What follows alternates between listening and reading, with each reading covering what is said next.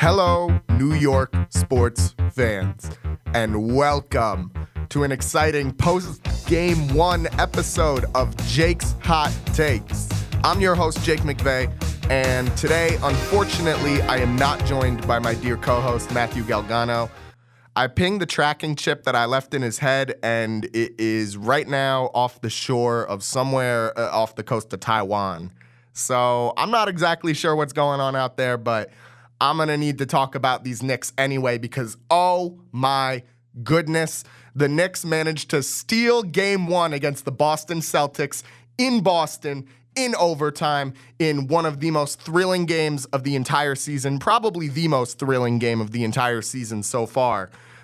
This was a hard-fought victory. I would say everybody who touched the court today, except for Precious Achiuwa, contributed to winning in some meaningful way. Whether it be Deuce McBride, who I have heavily criticized throughout the Detroit series. Deuce McBride came out and shut me up, put up 11 points on 4 of 8 from the field and 3 of 6 from 3. That's 50% shooting the entire night from both the field and from 3. I have no problem with that whatsoever. I think that Deuce played a phenomenal game, and I actually really liked what he managed to accomplish out there on the court. And keep in mind, dear viewer, this was not an easy fought game at all. There was one point where the Celtics were up by over 20 points against the Knicks. And that kind of situation, I was pretty upset once they managed to get that 20-point lead. I was like, oh man, this is really rough. I was like, it's definitely not, like, the series isn't over, but definitely not a great look for Game 1. You know, we came in pretty optimistic, it just didn't work out. And then all of a sudden, led by Jalen Brunson, the Knicks come storming back through the end of the third quarter and into the fourth quarter. And you know, of course, we can talk about that play at the end of regulation when Brunson had that perfect look at a floater to seal the game, and unfortunately, it didn't go in. The guys that I was watching with were pretty upset that Brunson didn't make that shot, but I just had to remind them and put it all in perspective. I said, during the Pistons series, this guy has made every single shot that we have asked him to. Every single game, it's because Brunson hits these massive shots, and we're really going to complain about him when he misses one? So I think it's always important to keep these things in perspective. And look, the Knicks ended up getting the dub anyway. If we went to OT and we lost, that would have been a really crushing miss. But ultimately, how are you going to be mad at Brunson when he's out there doing everything for us and he just so happens to miss one shot? You can't be mad at it.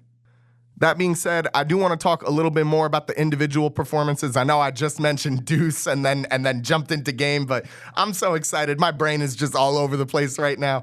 OG Anunoby, my beloved, this guy had himself a game. 29 points on 10 of 20 from the field, 6 of 11 from 3, and a little change in the rebound and the assist department here and there. But mainly, I'm focused on the 29 points.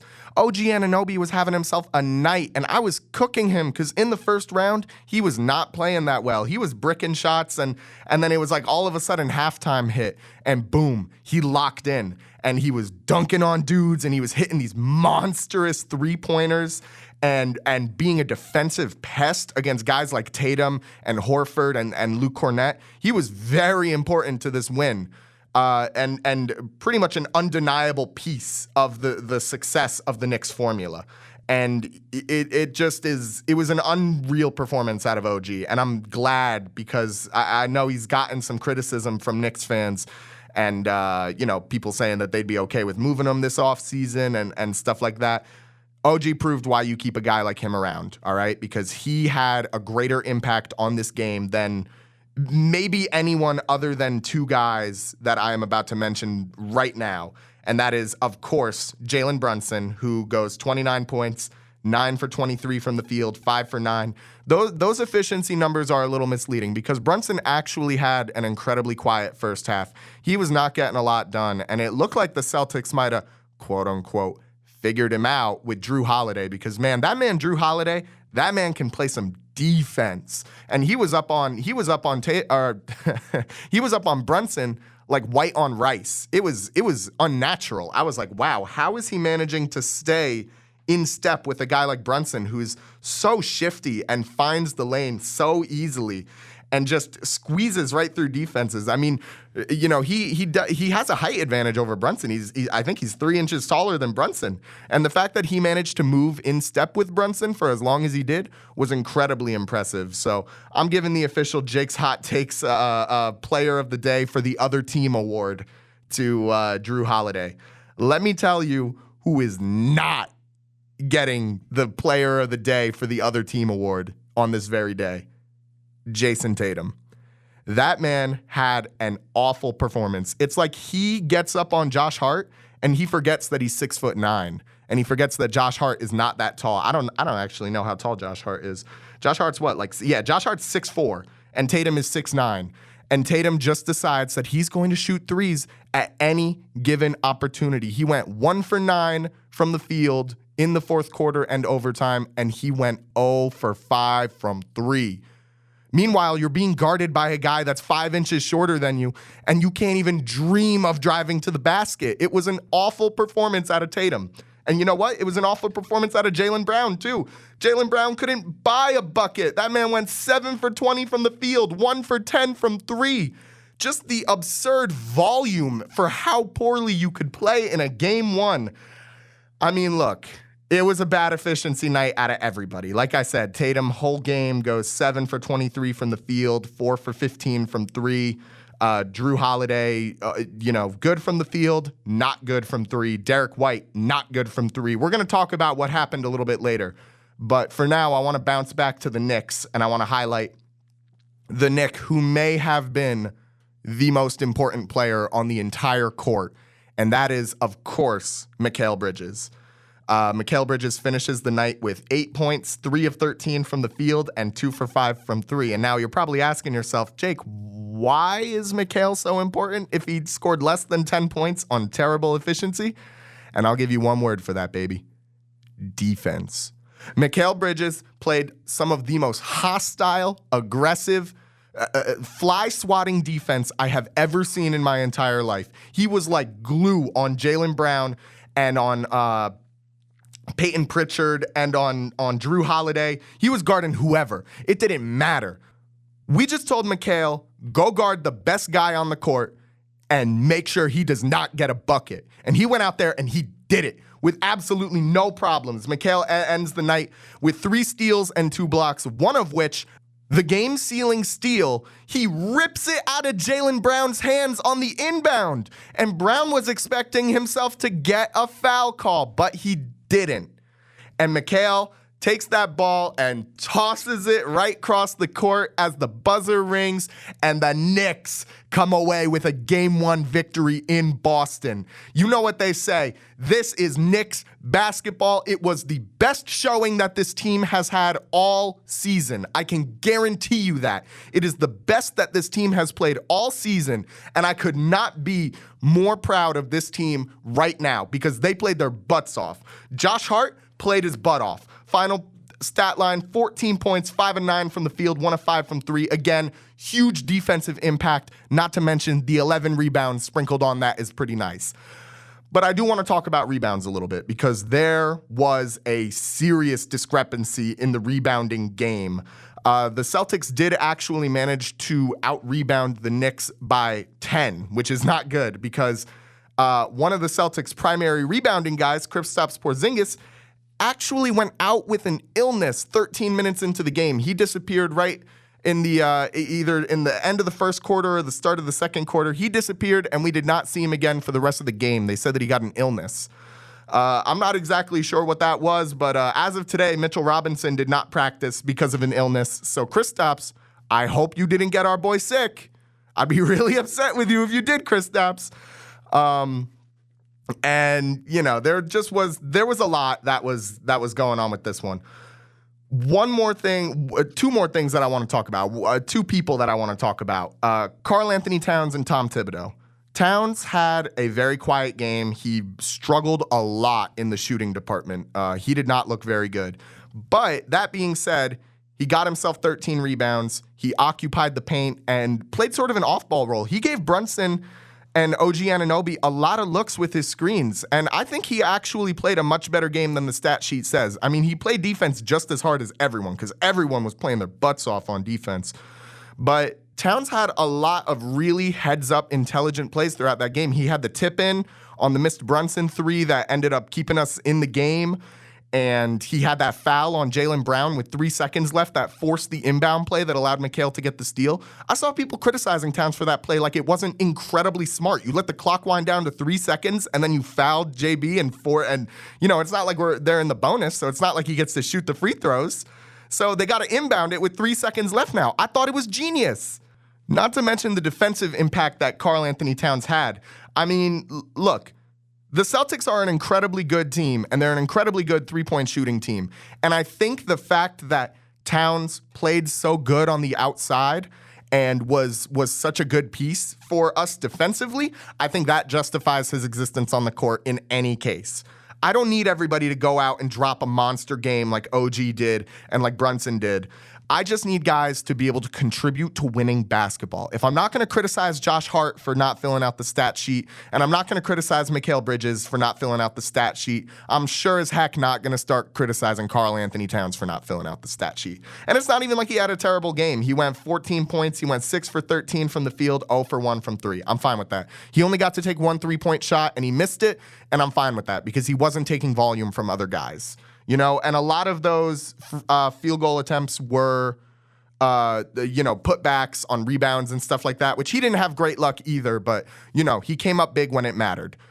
Something that I'll say to the team defense, Jalen Brunson played himself a phenomenal defensive game. He was like a little bug on the court, just zipping around and constantly occupying guys. I know the Celtics run a lot of backdoor action, so Brunson being the designated backdoor guy, making sure that on those, when those screens get set up and in those moments where there's a lot of moving pieces and guys are starting to get a little scrambled, Brunson occupies the middle of the court and he does it well. And I saw Tatum's eyes going for like a cheeky Derek White backdoor or a cheeky, Luke Cornett backdoor.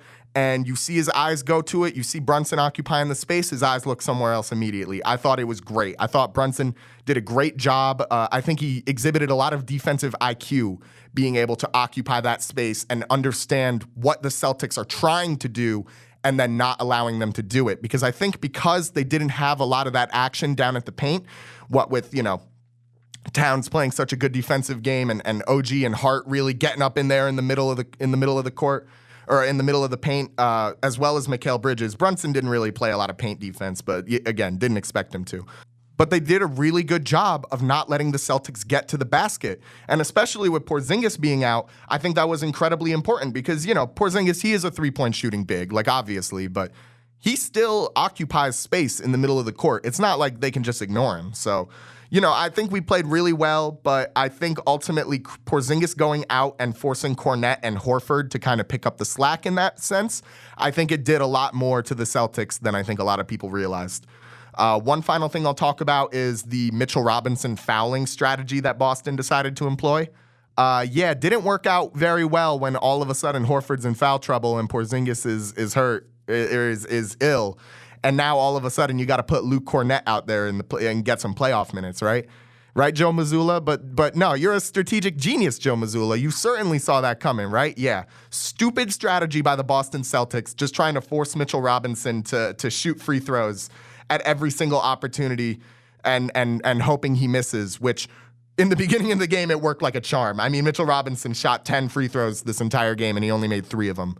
So, it worked on one hand, but I think it did end up biting the Celtics late because they did not have any big men. And I think that allowed for a lot of Josh Hart rebounding opportunities. It allowed for a lot of Karl Anthony Towns rebounding opportunities. The lack of a true physical big, because Horford and Cornett, they're not physical guys like that. They occupy the space, but I think Horford feels a lot more comfortable in the mid-range and at the three-point line.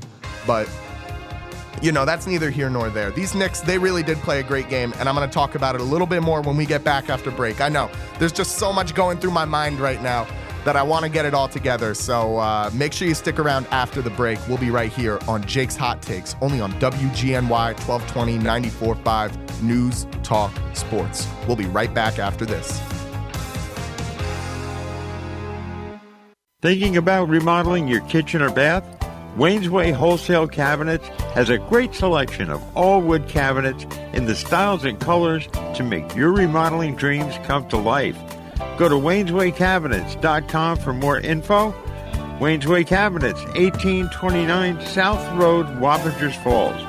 Call 845-280-0880. Stop by and talk to Wayne today. You'll be glad you did. CDS Auto and Truck Repair is your 5-star one-stop shop for all your vehicle's needs from A to Z, offering full vehicle diagnostics. Towing is available, and they now offer fleet service. CDS Auto and Truck Repair. Call 845-563-9987. That's 845-563-9987. CDS Auto and Truck Repair, 2917 Route 9W, New Windsor. You've long known that Newburgh Auto Spa on Route 17K utilizes top caliber products and the latest technology to give your vehicle the proper maintenance it needs. Whether it be a computerized soft cloth car wash, detailing consisting of a comprehensive bumper-to-bumper cleaning of your entire interior and exterior, or a fuel-efficient oil change from a trained technician, Newburgh Auto Spa is the place to go. Now, Newburgh Auto Spa is a full-service automotive center. That's right, Newburgh Auto Spa now offers tires, brakes, rotors, tune-ups, alternators, and more, all with the same professionalism and quality you've become accustomed to. For a full list of automotive services offered and specials, go to NewburghAutoSpa.com. Whether you need a basic car wash, a quick oil change, or now more extensive automotive service, Newburgh Auto Spa is the place to go. Newburgh Auto Spa, quick, convenient, clean, located at 86 Route 17K and online at NewburghAutoSpa.com. Now offering a full range of automotive services. Newburgh Auto Spa, quick, convenient, clean. The Roma Deli, 237 Myers Corners Road, Wappingers Falls, is your neighborhood family-owned and operated deli, offering breakfast, lunch, and catering options. The Roma Deli has brought a little piece of the Bronx to Wappingers, including fresh-made sandwiches, Italian specialties, and desserts, all prepared and cooked in-house with authentic Italian ingredients. Their large menu provides lots of options to personalize your order to your taste. Vegan and vegetarian options available. The Roma Deli, offering catering that is perfect for any party or business function. Go to romadeli1.com or call 845-297-1200. Michael's Appliances presents Ask Andy, the appliance expert. Andy, what makes my oven smell so bad when I self-clean?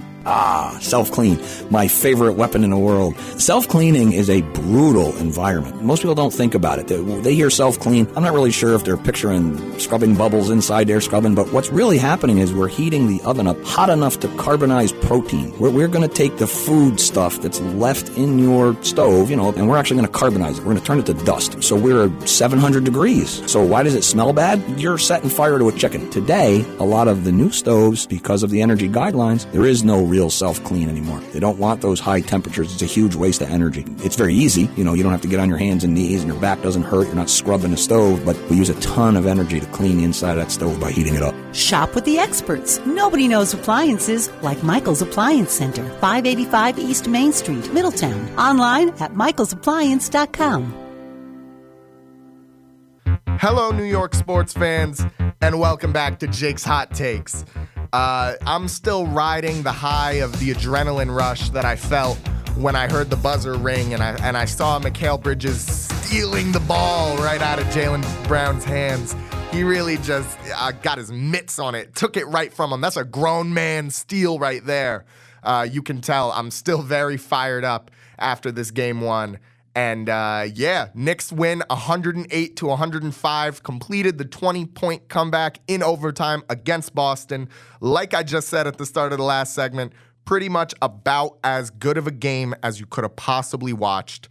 Let's talk about Boston, because Boston had some very serious issues that I want to talk about, and I want to kind of allow everyone to understand how these trends impacted the game, because basketball is a game of trends and runs. It's not always down to who's the best team. It's about who can execute, who can make the least mistakes, and who can get the most consecutive momentum going.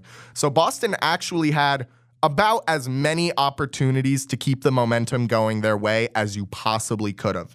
They were at home. They were playing a conference rival. The Knicks and the Celtics I don't think the Celtics really see us as rivals, but they're rivals to us. So two teams that don't really like each other.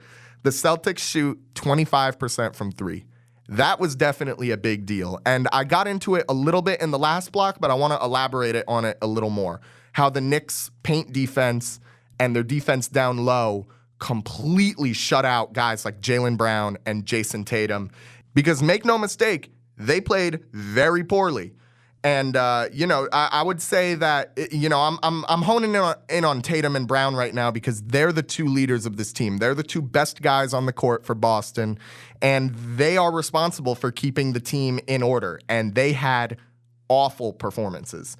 Awful. This is the worst 23-point game I have ever seen out of a basketball player. Both of these guys, their performances are both tied for the worst because Tatum basically shot his team out of that game. Every single time Tatum had the ball, I said to myself, he's going to try a three. And every single time he did. It felt like every time Tatum got the ball and he was coming towards the basket, he was just looking for an opportunity to pass. And like I said earlier, when you're guarding a guy like Josh Hart, I don't know why you're not taking advantage of that size mismatch. You are bigger than him. And I know that's not an automatic win in any given opportunity, but it feels like Tatum could have used his size to his advantage a lot more. Jaylen Brown also, a big guy who just did not do big guy things. And the thing is, Brown, I can give a little slack because Brown actually tried to do the thing that he's most comfortable with. Brown tried to drive to the basket all day, but OG was right there on the stop. Mikal Bridges was right there on the stop. Josh Hart, I think these Knicks played a great job swarming at the basket, and I think it saved us a lot of opportunities. I mean, look, Derek White finished the day with 11 rebounds, all right? Tatum finished the game with 16 rebounds. But other than that, none of their guys had like a really great rebounding performance. So I think the Knicks playing such good paint defense and swarming to the basket and swarming to rebounds so well is because it took away those second chance opportunities. Boston scores on second chance opportunities all the time. Horford gives it to him. White gives it to him. Tatum and Brown give it to him. All of these guys are pretty capable rebounders.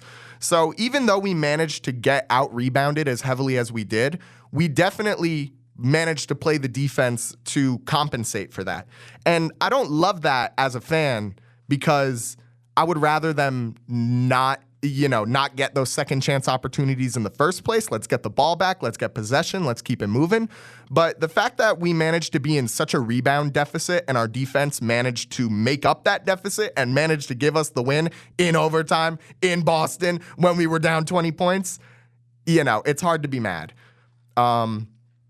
And I think the absence of a guy like Porzingis really did a lot to hurt Boston because Porzingis, even though he started the game 0 for 4 from the field, I'm sure he would have made a basket eventually. Let's not play dumb here. But just not having as strong of a paint presence, because Porzingis is freaking huge. I mean, he can basically do whatever he wants in the middle of the court, especially when Mitchell Robinson is not on the court. There's not a lot of guys that we have that I think can, physically check Porzingis the way that a guy like Mitchell Robinson can. I mean, those 7-footers, they're hard to deal with. But ultimately, I think that Porzingis' absence prevented Boston from being able to get to the rim. They didn't have the same look on screens. They didn't have the same look on, Porzingis just generally dragging guys out of the way. The Boston wanted to continue to shoot threes. Joe Mazzulla even said it at halftime that their plan is just to continue shooting. And so when you have all these guys on the perimeter and, Al Horford on the perimeter looking for a three-point opportunity, that's not good. They didn't have any paint presence whatsoever. The Knicks absolutely dominated the middle of the paint. Even though they lost the rebounding game, they played the defense to make up that discrepancy. And then the Celtics got uncomfortable. You could see it in their eyes. The Celtics got uncomfortable. And they just decided to do that thing the Celtics get away with sometimes where they just randomly put up 5 threes and then they win the game. And it didn't work because the pressure got to them. All right? That's what I think ultimately happened to Boston in this first round. I think the pressure got to them. And I think that the whole circumstance of it, the Knicks coming back, Brunson doing what he's doing, OG Anunoby having that performance, Mikal and Josh Hart really holding it down defensively. I think that all of it was just a little too much for Boston. And I think that the loss of Sam Hauser is going to be big on them. I think that Porzingis' potential, I don't know what, I got to look up what the injury report on Porzingis is right now. I have no idea what his status is for the next game, but I'm assuming he's probably coming back. But, these are just things that you want to keep an eye out for. It's that the Celtics were unable to control down low, and the Knicks really capitalized on it, especially Jaylen Brown, man. Every time that man tried to drive to the basket, he just ended up losing the ball or putting up a bad shot.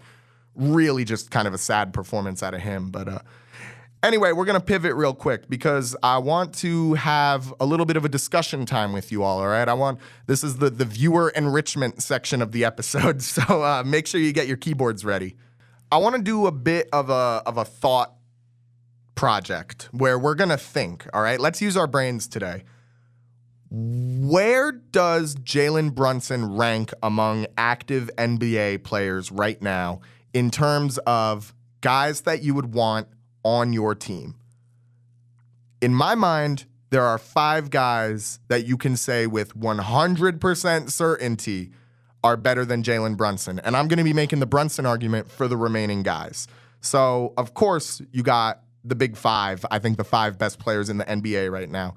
Jokic, Shai Gilgeous-Alexander, Giannis, Luka, Jason Tatum.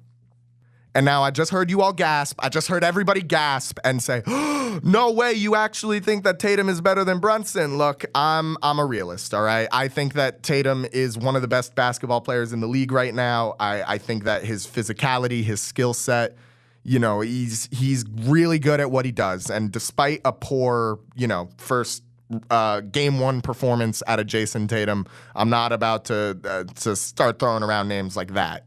One of the names I am going to throw around a little bit, though, is Cade Cunningham, because Cade it gets compared to Brunson a lot. They're both point guards. They're both in the East. They're both on, up-and-coming, rising teams. I would say the Knicks are still basically a rising team. I mean, we have a much different core than we had last season, so all those guys are trying to find their way to gelling together.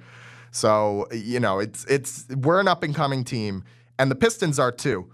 But if you look at the stats and you look at the real kind of production and the real moments that Jalen Brunson can bring to his team, I think you need to give the edge to Brunson in pretty much any circumstance. I mean, Brunson, plain and simple, has been there in the big moment for his team in every situation. And I think the head-to-head playoff matchup between these two teams really did a great job of illustrating the sort of discrepancy between a guy like Brunson and a guy like Cunningham. It's like a great performance versus a great performance, capital G. Cunningham just doesn't really have as many of those. In game 1 against New York, he goes for 21 points and also 12 assists. Big day out of him. 33 points in game 2, 24 in game 3, 25, 24, 23. Generally, a very mid-scoring performance across the board. Now you go and take a look at a guy like Brunson. Woo, baby. 34 points in game 1, 37 points in game 2, 30 points in game 3, 32 points in game 4, 16 points, a little bit of a dud in there in game 5, and then to close out 40 points in game 6. Oh, I'm disgusted. Oh, it's just great. It's just great. And another guy that I really want to compare Brunson to is Trae Young, because Trae Young has one of the most loyal group of supporters I have ever seen for any basketball player, and I'm here to expel the rumor. Being a really good passer, and even better passer than Brunson, does not make you a better player than Brunson. Jalen Brunson is a 3-level scorer. He can do it in the mid-range. He can do it from 3. He can get to the basket. Trae Young is not a scorer like that. He can't get to the basket, and he's not that great in the mid-range. He's a good 3-point shooter. I'll give him credit where he's due, but the Hawks are a significantly worse team. Trae Young puts up worse stat lines in pretty much everything except for assists and 3-point shooting percentage. And Jalen Brunson's in the playoffs right now, and Trae Young is not. So I think the discussion around NBA players at this point has gotten a little dumb. I think people are trying to have a much cooler list than everybody else, and sometimes that includes throwing out guys like Cade Cunningham and Trae Young. But no, you got to lock it down. You gotta respect Brunson. And for some reason, the NBA doesn't even respect Brunson, because tell me why I'm looking at the MVP ladder today and Karl Anthony Towns is still higher than Jalen Brunson. I love Karl Anthony Towns. He has no business on that MVP ladder. That is ridiculous. But no, it's all silly business. But anyway, that was our little thought piece. I'm glad we're all exercising our craniums, using our noggins. So when we get back, we're going to be talking about the other NBA playoff series that went down. The Pacers managed to upset the Cavs, and the Nuggets managed to upset the Thunder. So it was an exciting day for basketball, this first round of games. So make sure you stick around. We're going to be talking about that right here on Jake's Hot Takes, only on WGNY 1220 94.5 News Talk Sports. We'll be right back after this. Let's go New York. Thinking about remodeling your kitchen or bath? Wayne's Way Wholesale Cabinets has a great selection of all wood cabinets in the styles and colors to make your remodeling dreams come to life. Go to wayneswaycabinets.com for more info. Wayne's Way Cabinets, 1829 South Road, Wappingers Falls. Call 845-280-0880. Stop by and talk to Wayne today. You'll be glad you did. CDS Auto and Truck Repair is your 5-star one-stop shop for all your vehicle's needs from A to Z, offering full vehicle diagnostics. Towing is available, and they now offer fleet service. CDS Auto and Truck Repair. Call 845-563-9987. That's 845-563-9987. CDS Auto and Truck Repair, 2917 Route 9W, New Windsor. You've long known that Newburgh Auto Spa on Route 17K utilizes top caliber products and the latest technology to give your vehicle the proper maintenance it needs. Whether it be a computerized soft cloth car wash, detailing consisting of a comprehensive bumper-to-bumper cleaning of your entire interior and exterior, or a fuel-efficient oil change from a trained technician, Newburgh Auto Spa is the place to go. Now, Newburgh Auto Spa is a full-service automotive center. That's right, Newburgh Auto Spa now offers tires, brakes, rotors, tune-ups, alternators, and more, all with the same professionalism and quality you've become accustomed to. For a full list of automotive services offered in specials, go to NewburghAutoSpa.com. Whether you need a basic car wash, a quick oil change, or now more extensive automotive service, Newburgh Auto Spa is the place to go. Newburgh Auto Spa, quick, convenient, clean, located at 86 Route 17K and online at NewburghAutoSpa.com. Now offering a full range of automotive services. Newburgh Auto Spa, quick, convenient, clean. The Roma Deli, 237 Myers Corners Road, Wappingers Falls, is your neighborhood family-owned and operated deli, offering breakfast, lunch, and catering options. The Roma Deli has brought a little piece of the Bronx to Wappingers, including fresh-made sandwiches, Italian specialties, and desserts, all prepared and cooked in-house with authentic Italian ingredients. Their large menu provides lots of options to personalize your order to your taste. Vegan and vegetarian options available. The Roma Deli, offering catering that is perfect for any party or business function. Go to RomaDeli1.com or call 845-297-1200. Michael's Appliances presents Ask Andy, the appliance expert. Andy, what makes my oven smell so bad when I self-clean? Self-clean, my favorite weapon in the world. Self-cleaning is a brutal environment. Most people don't think about it. They hear self-clean. I'm not really sure if they're picturing scrubbing bubbles inside there, but what's really happening is we're heating the oven up hot enough to carbonize protein. We're going to take the food stuff that's left in your stove, and we're actually going to carbonize it. We're going to turn it to dust. So we're at 700 degrees. So why does it smell bad? You're setting fire to a chicken. Today, a lot of the new stoves, because of the energy guidelines, there is no real self-clean anymore. They don't want those high temperatures. It's a huge waste of energy. It's very easy. You don't have to get on your hands and knees and your back doesn't hurt. You're not scrubbing the stove, but we use a ton of energy to clean the inside of that stove by heating it up. Shop with the experts. Nobody knows appliances like Michael's Appliance Center, 585 East Main Street, Middletown. Online at michaelsappliance.com. Hello, playoff basketball fans. Welcome back to the show. We just wrapped up talking about the Knicks, and unfortunately, Matt did have to leave us. So you got me for the rest of the episode. So don't be mad about it, because I'm talking about something other than the Knicks. I'm talking about the Pacers, because the Pacers actually pulled off themselves a pretty impressive upset in the first game of round 2, I'd say. with a final score of 121 to 112 against the Cavaliers on the road. This was a complete team effort out of the Pacers. I wouldn't say there was anyone in particular that, channeled the team. Oh, wait, Tyrese Halliburton. No. Tyrese Halliburton played a phenomenal game one. That man was all over the court. He had some great efficiency tonight.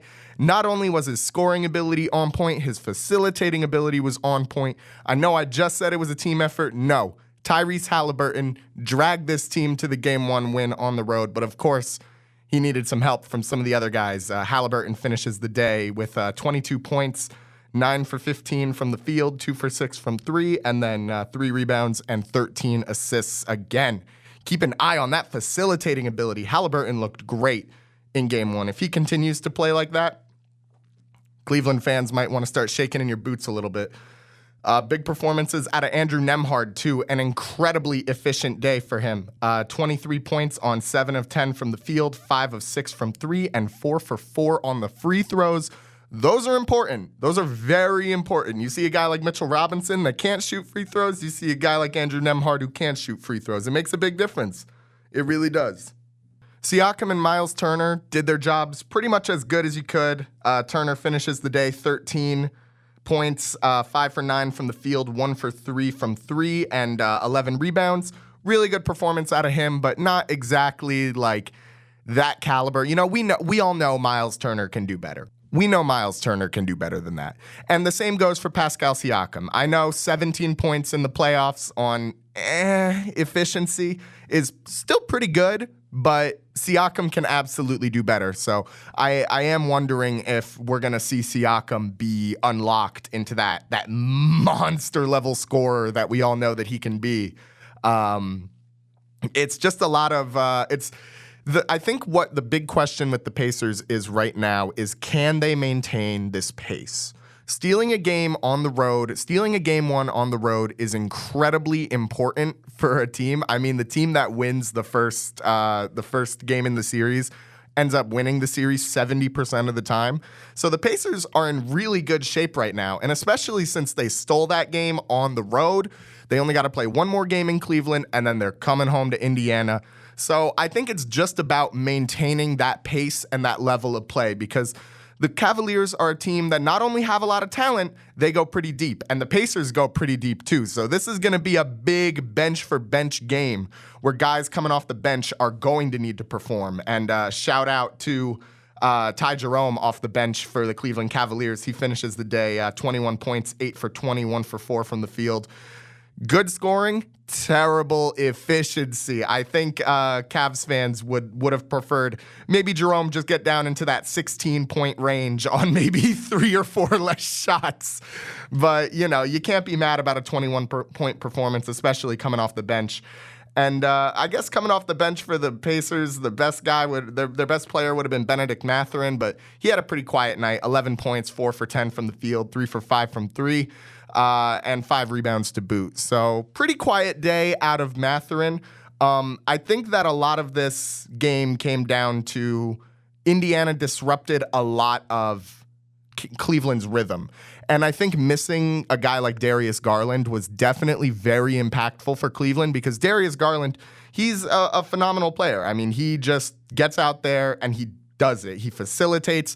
He keeps everybody on pace. Donovan Mitchell, he is a boom or bust guy. He's not the kind of guy that's going to be able to set the pace for an offense. He's the guy he's an exclamation point. He's going to you're going to put him right at the end of the sentence for a big play, big possession, get him the ball, he'll get it done. Darius Garland, on the other hand, he's like the words. He's not even the words. He's the writer. He's organizing the entire sentence, trying to facilitate and get everybody where they need to be. And then, boom, you can just put that exclamation point right on the end. Big play Donovan Mitchell, getting it done every single time. So, these two guys have great chemistry, and it was definitely sad not being able to see Garland play, because, you always want to see teams at full strength. I mean, where's the fun in beating a team that's injured, right? But no, I would say overall, my biggest takeaways from this is that I don't think it's over for Cleveland. I think once they get Garland back, and I think once they kind of got popped in the mouth. They got popped in the mouth on this one. I think a lot of teams got popped in the mouth right at the start of the second round. I think Boston and, soon to be talking about Thunder are in the exact same boat when it comes to that. So a lot of these teams got popped in the mouth, and Cleveland just couldn't come away with it. I mean, they had a really poor shooting night, and Indiana had a really great shooting night. So it makes sense. I mean, Indiana shot almost as good from three than they did from the field. So I don't know how you could exactly lose a basketball game doing that, especially when, your opponent is only shooting 23.7% from three. So overall, I'd say Darius Garland was a big missing piece, and the Cavaliers need to figure out their shooting because it was terrible. They weren't even getting awful looks. It just wasn't going in. But yeah, that's my takeaway from that. I don't know which one of these teams I would rather face in the Eastern Conference Finals, considering we're taking down Boston in 5. I guess I would probably rather see... I don't know. I think I want to see how this series shakes out. I think I definitely want to face the worst team in the Eastern Conference Finals, but I can't decide who I want to see right now. So I'm going to decide later. Now, pivoting real quick to the next big upset, we're talking the Nuggets. Nuggets finish off the Thunder. They finish off the Thunder in Game 1 in Oklahoma City with a final score of 21-19. The Aaron Gordon buzzer beater. This man has been electric this playoffs. I'm not going to say that he's been phenomenal because he's had some efficiency problems, but overall, I would say Aaron Gordon has been a phenomenal playoff rising piece for this Nuggets team in a way that I don't really think we expected him to be. I don't know about you guys. Going into this season, I thought if it was going to be anyone on the Nuggets that took a really big step up and just got it done for the team like that, it would have been Jamal Murray because, when they had that championship run, Jamal Murray had stepped up big. Jamal Murray is notorious for his ability to step up in the playoffs, but no, I think Aaron Gordon has been the more valuable piece, not just because of all the crazy plays that he's making on the court. It's also because of his defense. Aaron Gordon is a hard-nosed defender, and I like Jamal Murray. I like some of the plays that he makes on the defensive side, but he's not Gordon. He's not Gordon. I mean, Gordon's got the blocks potential. He's got the steals potential. It's really all there. I'd say he's I think Aaron Gordon is probably the most well-rounded player on the Nuggets' entire roster. I know Jokic is on the offensive stat sheet. He's just got everything maxed out. But on the defensive side of things, he's not the defender that Aaron Gordon is. So huge shout out to Aaron Gordon. He finishes Game 1 with 22 points, 7 of 15 from the field, 3 for 6 from 3, and 14 rebounds to boot. Those second chance opportunities, he split it perfectly down the middle. He got 7 offensive and 7 defensive rebounds. He gave his team a lot of chances to capitalize on missed opportunities, and that is what kept them in this game. I just don't think that the Thunder did as good of a job at getting these second chance opportunities. I mean, Denver out-rebounded them by 20. It's like the fact that Denver could out-rebound them by 20 and do all these things that they did throughout this series, like all these crazy plays, and still only beat the Thunder by 2 points, it's terrifying. Anyone who's a fan of a team in the West should be terrified of the Thunder right now because this was a Herculean effort. Don't get me wrong. 42 points out of Nikola Jokic, 15 for 29 from the field, 2 for 6 from 3.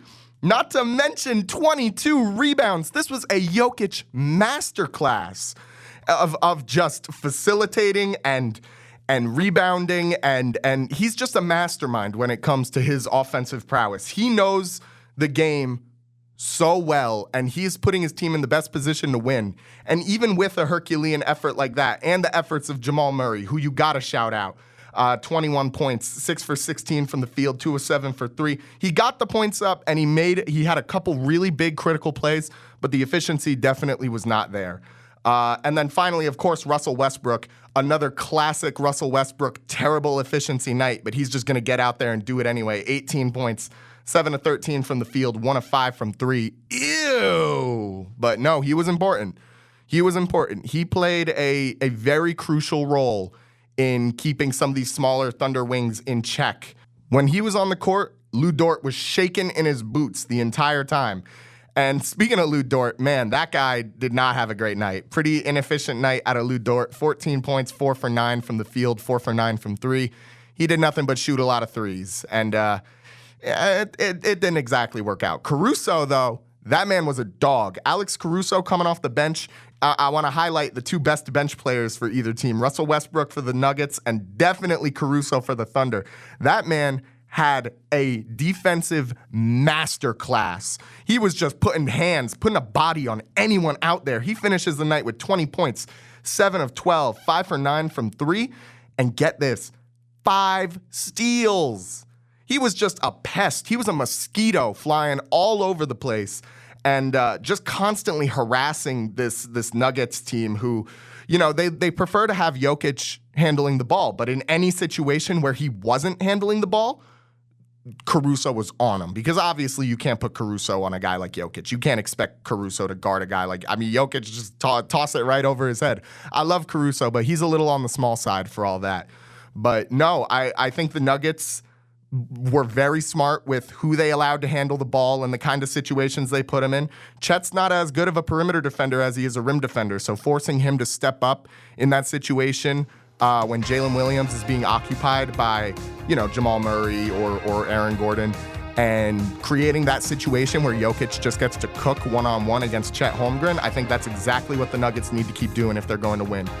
And I think Holmgren did look a little uncomfortable out there. He did not have a great night, stat-wise. And I think defensively he also struggled a little bit against Jokic. I mean, Jokic is a hard assignment to guard. But thinking about remodeling your kitchen or bath, talking about our expectations for the rest of this series has a in Boston. great selection So we're of talking all a wood little more cabinets next. So in the styles we'll get and to it colors when we get back. to make your remodeling dreams come right to here life. on Jake's Hot Takes. Go to only on WaynesWayCabinets.com for more info. News, Wayne's talk, Way Cabinets, sports. We'll be right back after 1829 this. South Road, Wappingers Falls.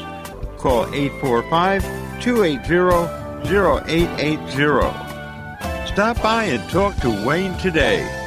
You'll be glad you did. CDS Auto and Truck Repair is your 5-star one-stop shop for all your vehicle's needs from A to Z, offering full vehicle diagnostic. Towing is available, and they now offer fleet service. CDS Auto and Truck Repair. Call 845-563-9987. That's 845-563-9987. CDS Auto and Truck Repair, 2917 Route 9W, New Windsor. You've long known that Newburgh Auto Spa on Route 17K utilizes top caliber products and the latest technology to give your vehicle the proper maintenance it needs. Whether it be a computerized soft cloth car wash, detailing consisting of a comprehensive bumper-to-bumper cleaning of your entire interior and exterior, or a fuel-efficient oil change from a trained technician, Newburgh Auto Spa is the place to go. Now, Newburgh Auto Spa is a full-service automotive center. That's right, Newburgh Auto Spa now offers tires, brakes, rotors, tune-ups, alternators, and more, all with the same professionalism and quality you've become accustomed to. For a full list of automotive services offered in specials, go to NewburghAutoSpa.com. Whether you need a basic car wash, a quick oil change, or now more extensive automotive service, Newburgh Auto Spa is the place to go. Newburgh Auto Spa, quick, convenient, clean, located at 86 Route 17K and online at NewburghAutoSpa.com. Now offering a full range of automotive services. Newburgh Auto Spa. Quick, convenient, clean. The Roma Deli, 237 Myers Corners Road, Wappingers Falls, is your neighborhood family-owned and operated deli, offering breakfast, lunch, and catering options. The Roma Deli has brought a little piece of the Bronx to Wappingers, including fresh-made sandwiches, Italian specialties, and desserts, all prepared and cooked in-house with authentic Italian ingredients. Their large menu provides lots of options to personalize your order to your taste. Vegan and vegetarian options available. The Roma Deli, offering catering that is perfect for any party or business function. Go to RomaDeli1.com or call 845-297-1200. Michael's Appliances presents Ask Andy, the appliance expert. Andy, what makes my oven smell so bad when I self-clean? Self-clean, my favorite weapon in the world. Self-cleaning is a brutal environment. Most people don't think about it. They hear self-clean. I'm not really sure if they're picturing scrubbing bubbles inside there, but what's really happening is we're heating the oven up hot enough to carbonize protein. We're going to take the food stuff that's left in your stove, and we're actually going to carbonize it. We're going to turn it to dust. So we're at 700 degrees. So why does it smell bad? You're setting fire to a chicken. Today, a lot of the new stoves, because of the energy guidelines, there is no real self-clean anymore. They don't want those high temperatures. It's a huge waste of energy. It's very easy. You don't have to get on your hands and knees and your back doesn't hurt. You're not scrubbing the stove, but we use a ton of energy to clean the inside of that stove by heating it up. Shop with the experts. Nobody knows appliances like Michael's Appliance Center, 585 East Main Street, Middletown. Online at michaelsappliance.com. Hello, Knicks fans. Hello, NBA fans. Hello, Celtics fans. Did not expect to see all of you in here. Get lost, Celtics fans. No. Anyway, we're talking the Celtics for the rest of the show today because I got so many feelings. I got so many thoughts inside my head right now. So I just want to talk about what I think the expectations for the rest of the series are going to be. Because I think as Knicks fans, it's very important to kind of understand where we are in the greater NBA ecosystem and what the expectations playing against a former championship winning team is. So I'm gonna be realistic here, and I think you all would be smart to join me in that being realistic. So with that being said, Knicks in 5. I think the Knicks are going to come away with this series in 5 games. I said it before game 1, and I will say it again. I will stand on it. I think the Celtics probably win game 2 in TD Garden. This episode will probably air after that game happens. So make sure you comment down below and make sure you let me know if Boston actually did win game 2. I'll definitely post about it on the Instagram. I'll post about it on the Instagram. So make sure you follow the Instagram at Jake's Hot Takes WGNY. Because I'm posting a lot of great stuff over there. So make sure you follow the Instagram. Anyway, Knicks in 5. I think that the likelihood that the Celtics end up winning this game too is pretty high. I mean, a loss like that and then another game at home, Boston is going to want to make a show out of this. They're going to want to embarrass the Knicks and show everyone that it was a fluke. But look, if this team keeps on shooting the way that they've been shooting, and if JB is not performing the way that he has been, and especially I think if Porzingis stays injured, because I've made my feelings very clear on the importance of Kristaps Porzingis to this team in my own eyes, in my own mind, it is not impossible that the Knicks actually managed to steal 2 games in Boston. But I'm talking more so about the once we go back to Madison Square Garden, because I don't like TD Garden that much. And plus, we'll actually have an opportunity to talk about those games on the next episode, which is going to be on Sunday. It's going to be on Sunday. Make sure you stick around for it. But no, I think once the series goes 1-1 back at the Garden, I think it's going to be all Knicks. I think that Jalen Brunson is going to continue to perform at this insanely high level and continue to be a menace to the East and the bane of the East. Is definitely going to be Jalen Brunson's new mantra after this one. I can see the Knicks' defensive impact remaining right where it's at. God forbid, I'm praying no injuries happen, because if anyone on this starting 5 does get injured, that's basically the entire series. I wouldn't expect them to win another game. But when this starting 5 is together, they're like the Power Rangers, man. They're like Voltron. They're putting all the pieces together. They got Mikhail's defense. They got Jalen Brunson's clutch. They got Towns's they got Josh Hart's defense. And they got OG Anunoby's 3-point shooting and also defense. No, I'm just joking on Towns. I love Karl Anthony Towns. I am a big Towns supporter. I know a lot of people don't like him. They say he's soft, but I think Towns is really going to step it up. But what I saw is that the Knicks are capable of winning a basketball game against a real team without Karl Anthony Towns performing at a super high level. And that honestly just brings me even more joy. I'm honestly okay with Towns taking a bit of a more off-ball role, because it felt like during the comeback, a lot of Brunson's offense was being generated off of Towns setting a screen for him. And Towns is great with the screens, man. He knows just how to position himself to give Brunson that edge. So even if Towns isn't getting the ball like that, as long as he's getting rebounds and setting screens and, being someone that the defense has to pay attention to, and not to mention his own defense, which was completely out of the park against the Celtics in game 1. And I would say even against the Pistons in a couple games, Towns had himself a really good defensive performance. But overall, I do expect Towns' production offensively to increase. I think Towns is a guy where it's all about getting him involved early. And I think, like I said, it's okay. I'm not like, it's not a big deal that Towns didn't put up a good stat line, especially since we won, and especially since he was doing all these other things. But I think the Knicks can actually, especially in Madison Square Garden, I think the Knicks can actually get a roll on these Boston Celtics and really put them in a hole if Towns manages to get hot at the wrong time because, man, Horford's not a perimeter defender. Towns is going to give him the business. Towns is a big guy. He moves like he is a little guy, which is something that I like about him, but it's also something that I kind of hate about him. Sometimes I just wish, like, Towns, use your size, man. You're a big guy. Act like a big guy, man. Come on. But no, that's ultimately just that's going to come down to Towns. Brunson, I completely expect him to continue doing what he's doing. We're going to talk about some other Knicks. I think Josh Hart is incredibly important to this team right now. I think he's the heart and soul, not just of the team, of the franchise right now. I think everyone in New York likes Josh Hart to some extent. And if you don't like Josh Hart, get off this show immediately. But no, Hart's defense has been completely integral. He, despite the size difference, he has managed to lay hands on Tatum and make him look like a rather pedestrian basketball player. For those who don't know what pedestrian means, it basically means if you grabbed a guy like me and put him on an NBA court in the playoffs, that's what Tatum looked like. Oh, man. But no, Hart's defense has been incredibly important to this team, and I see no reason why that's going to stop. OG Anunoby, on the other hand, he's a hot and cold guy.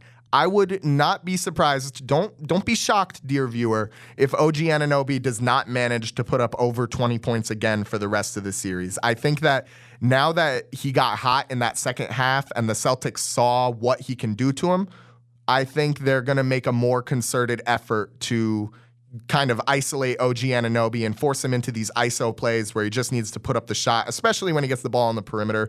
OG is so predictable from the perimeter. He's either going to go down for the baseline or he's just going to pull up with a three-point shot. And I think he is a guy who the Celtics can very easily pick on offensively because as physically talented as he is and as big as the shots he makes sometimes, he is not an incredibly deep player offensively. He doesn't have the ball handling skills that he can really use to get past guys like that.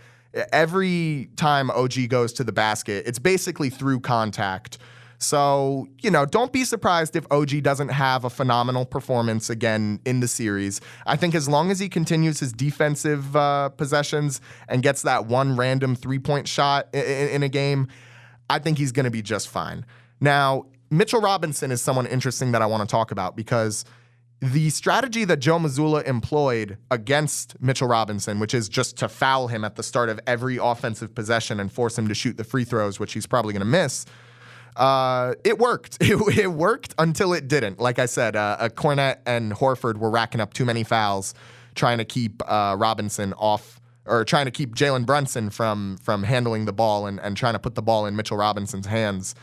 Robinson needs to work on his free throw shooting, man. I know it's a little too late. We're, in the middle of a series against the Boston Celtics. It's kind of too late to be working on your free throws. But, man, if he's going to continue to be a presence on the team, which I fully expect him to be present on the team, I fully expect him to be a player that gets minutes for the rest of his time in New York. He needs to work on those free throws because that is a glaring weakness. You can't allow a team defense to just remove the ball from the hands of your best player every single time just by doing something as simple as fouling. Like, we need to be able to punish them for it. And without those second chance opportunities that, the Celtics had plenty of, we didn't have a lot of second chance opportunities, but the Celtics gave themselves plenty of second chance opportunities. I think with a couple more second chance opportunities, the Knicks would have been able to punish this strategy even harder because, you got Robinson down there, you got Cat, and you got Josh Hart down on the post, and they just couldn't come away with the rebounds most times. But, Robinson is a very poor free throw shooter. The Celtics know it better than anyone, and he's going to be a guy that you want to keep an eye on for the rest of the series. One last dude I want to mention, Precious Achiuwa, 5 minutes, 0 for 1 from the field, 0 points. I actually like it. I want to see Precious get more minutes just to give these other guys a blow because Tibbs did a great job with the substitutions. I would say. And that's pretty much all I got for you all today. So thank you so much for listening to this episode of Jake's Hot Takes. I have been Jake McVey. Make sure you tune in next Sunday, same time, same place, right here on WGNY 1220 94.5 News Talk Sports. So that's going to be it. Next I see you, Game 2 will probably be completed and probably Game 3 also. So make sure you comment down below if they manage to win Game 2. Thanks again for listening, and I love you. Have a great day.